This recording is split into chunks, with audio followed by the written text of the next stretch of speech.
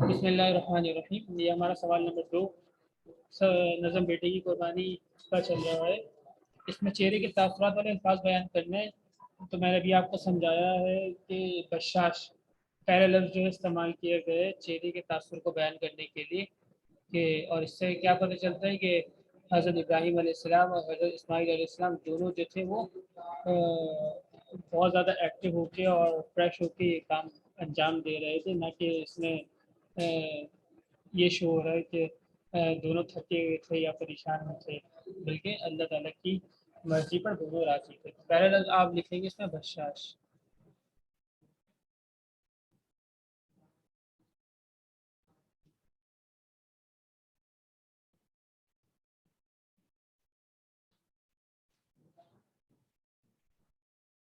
जी बेटा, कोई बात पूछनी है? ठीक है बेटा।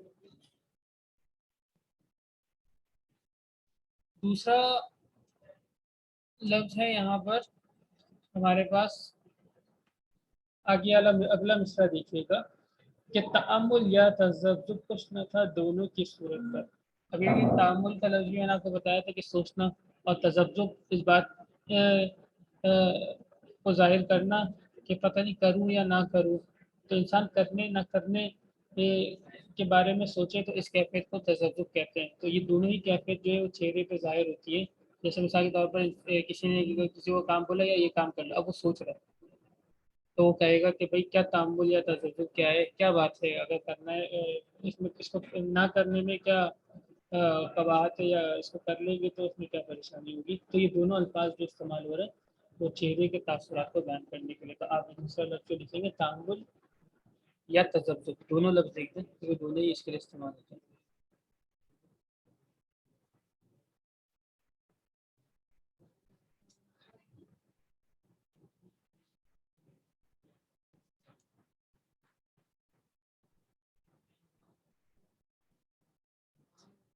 तीसरा लफ्ज़ यहाँ पे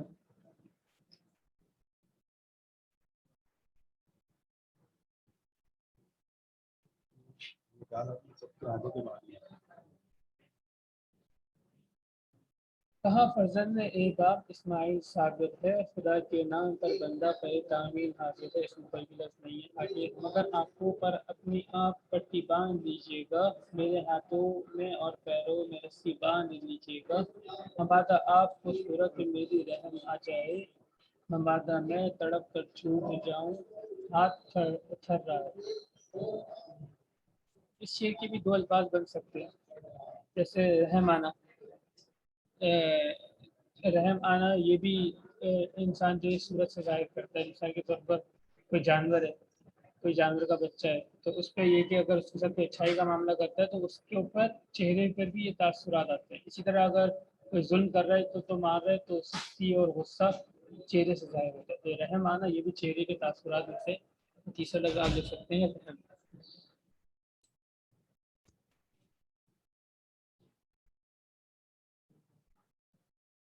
ये पूरा इसको लिखने के बाद फेल जो होगा रहम आना, रहम आना।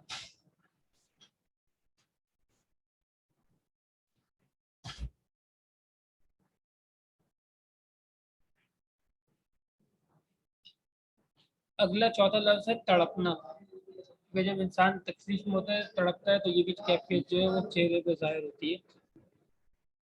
दर्द की कैफियत के लिए इस्तेमाल, ये लफ्ज़ इस्तेमाल होता है तड़पना।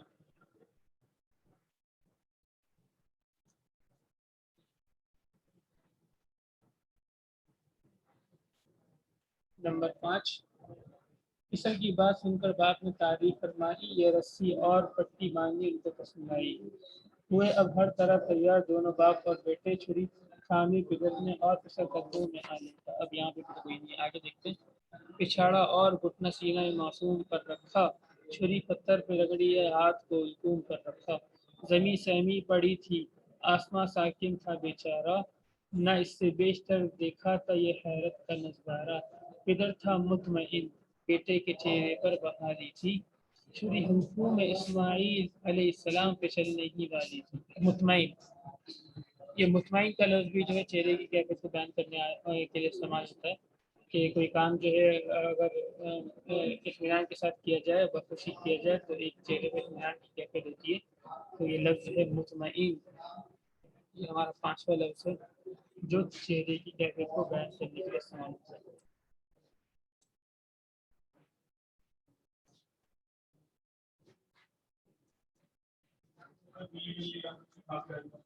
مسجد کا مگر دریائے رحمت جوش میں آیا. اچھا، شوری حکم اسماعیل کو چلنے ہی چہرے پر بحالی، چھٹا لفظ تھا بحالی. بحالی کا مطلب یہ کہ چہرے پر کسی قسم کی شکایت یا پریشانی نہیں تھی، بلکہ یہ کہ وہ اللہ تعالیٰ کی رضا پر راضی تھے، اسی کا استعمال کیا بحالی. آگے میرے خیال سے کوئی لفظ بھی نہیں ہے، ایک بار دیکھ لیتے ہیں ہم. مسجد کا مگر دریائے رحمت جوش میں آیا کہ اسماعیل کا ایک ڈونٹا کٹنے نہیں پایا. وہ جبریل علیہ السلام نازل اور تھاما ہاتھ حضرت کا، کہا بس انتہا مقصود تھا یسار و جرت کا. کتاب اس دن سے اسماعیل علیہ السلام نے پایا ذبیح اللہ، خدا نے آپ ان کے حق میں فرمایا ذبیح اللہ. تو یہ 6 الفاظ تھے چہرے کے تاثرات کو بیان کرنے کے لیے. پہلے لفظ اس میں بشاش، دوسرا ہے تعقل یا تذبذب، تیسرا ہے رحم آنا، چوتھا تڑپنا، پانچواں مطمئن اور چھٹا بحالی. اگلا سوال ہے اس کا سوال نمبر 3. بلکہ اس کو میں سوال کی صورت میں لکھتا ہوں تاکہ آپ لوگوں کو سمجھنے میں آسانی رہے. یہ لکھتے ہیں سوال نمبر 2 اور اس کو لکھتے ہیں سوال نمبر 3.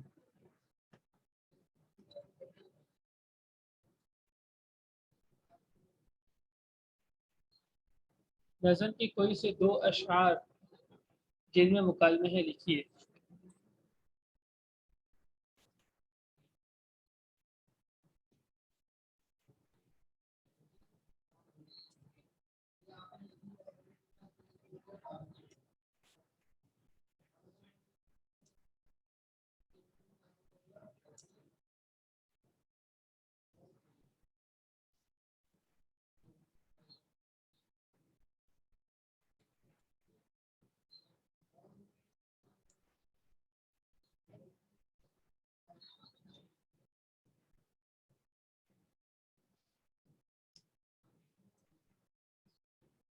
نظم سے کوئی سے 2 اشعار جن میں مکالمے ہیں لکھیے. یعنی مکالمے کا مطلب یہ کہ 2 بندوں کا آپس میں بات کرنا، اور اس سے یہ پتہ چل رہا ہو کہ 2 بندے آپس میں بات کر رہے ہیں، اس کو مکالمہ کہتے ہیں. تو اس نظم میں ایسے اشعار کو لکھا جائے گا کہ جس میں یہ پتہ چلے کہ حضرت ابراہیم علیہ السلام حضرت اسماعیل علیہ السلام سے گفتگو فرما رہے ہیں. اور دیکھیں چونکہ اس کی مین کریکٹر ہی یہ 2 حضرات ہیں علیہ السلام، تو انہی کے گفتگو سے متعلق اس میں دیکھیں گے. اب دیکھیے پہلا ہی مصرع کے اندر دیکھیں پدر بولا کہ بیٹا آج میں نے خواب دیکھا ہے، کتاب زندگی کا ایک نرالا باب دیکھا ہے. اس پہلے شعر کے اندر ہی پتہ چل رہا ہے کہ اس میں والد اور بیٹے کی گفتگو چل رہی ہے، اور والد جو ہے بیٹے سے خواب کو بیان کر رہے ہیں. تو پہلا آپ اس میں لکھیں گے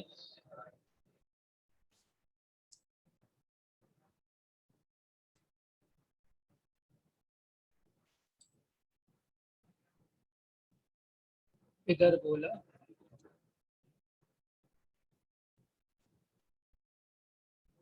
کہ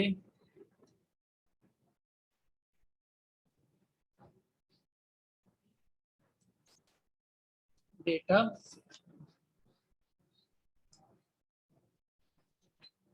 آج میں نے خواب دیکھا ہے.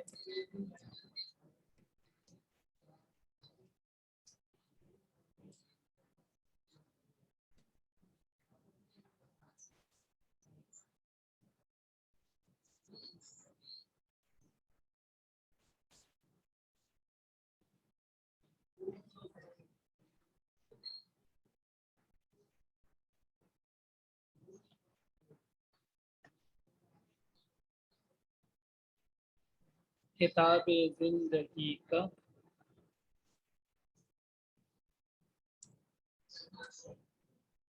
ایک نرالا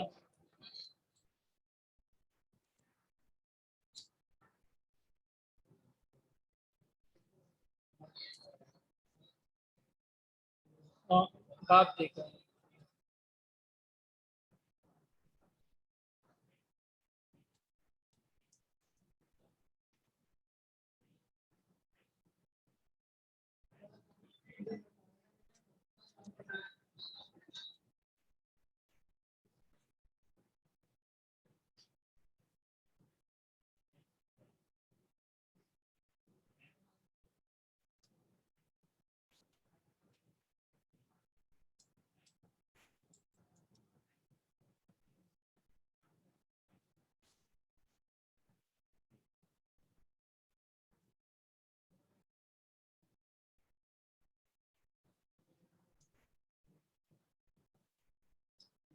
लेकिन पहले मिस्र आपके सामने आ गया।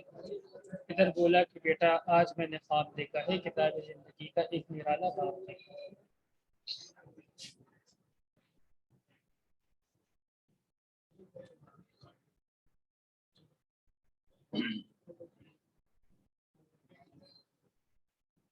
आगे रजा जोई की ईश्वर ये इसमें भी नहीं है। कहा फर्जंद ने ए बाब इस्माइल साबिर है, खुदा के नाम पे बंदा पाए तामील हाजिर है। दूसरा मिसरा ये हजरत इस्माइल अलैहिस्सलाम की गुफ्तगू है, तो वो लिख लेंगे। कहा फर्जंद ने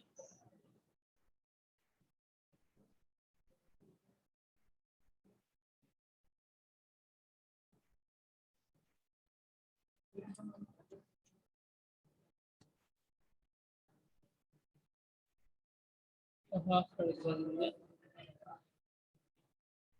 ए बाब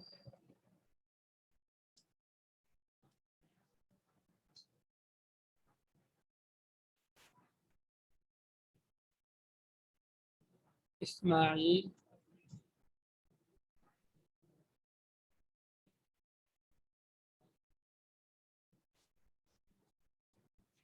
अलैहिस्सलाम साबिर है,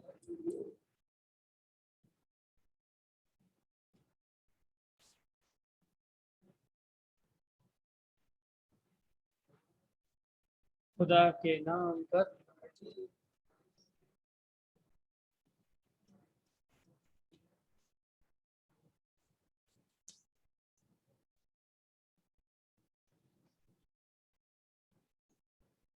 बंदा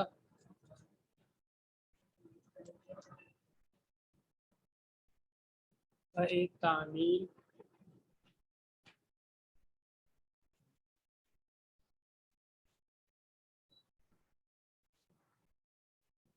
हाजिर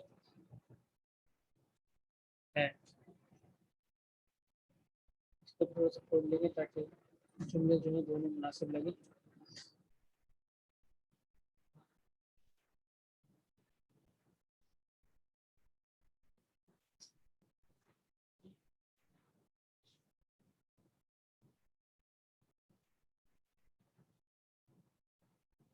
ठीक है, दो मिसरा आपके सामने आ गए, इनके अंदर मुकालमे हैं और इसको हमने सवाल नंबर 3 के जवाब में लिख लिया।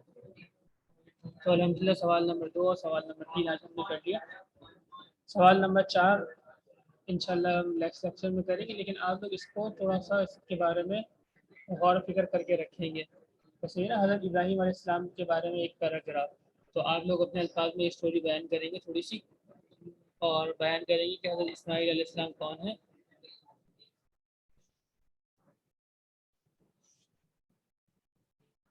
तो इसमें आप लोग निकाल के रखिएगा। इसकी स्टोरी थोड़ी सी अपने पास में बयान कीजिएगा, तो मैं इसको मुख्तसर से एक पैराग्राफ लिखवा दूँगा आपको 6-8-10 लाइनों का, जिसमें आप जो है इनको इनका तारुफ करवा सकेंगे और ये बता सकेंगे कि ये कौन है और ये कहाँ के रहने वाले थे, इनके वालिद कौन थे और किस तरह इन्होंने कौम को दावत दी और फिर आके किस तरह मक्का में आए और किस तरह से वहाँ पर वो रहे। ठीक है, इसको मुख्तसर से बयान करना इंशाल्लाह हम नेक्स्ट लेक्चर में करेंगे। जज़ाकुमुल्लाह खैर, ये आज का काम है आपका, इसको कर लीजिएगा। अस्सलाम वालेकुम रहमतुल्लाहि व बरकातहू।